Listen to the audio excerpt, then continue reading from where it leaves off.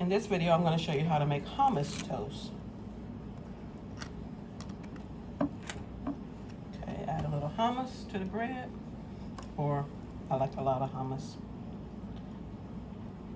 Hummus is chickpea, beans, turned into a paste. So I'll add that. And I'm going to add some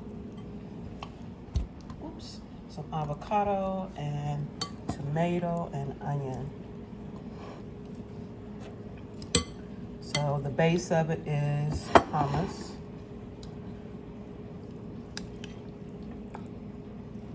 You get a little cucumber, spiralized cucumber in there.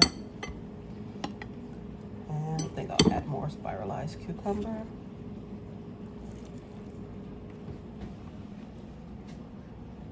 It's almost like a salad sandwich. And the hummus is going to give it taste. And there you go.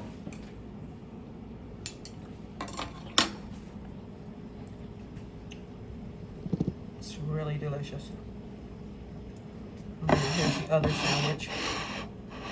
Put hummus on top of the avocado toast. I said sandwich, but it's really just toast. I'm going to enjoy it.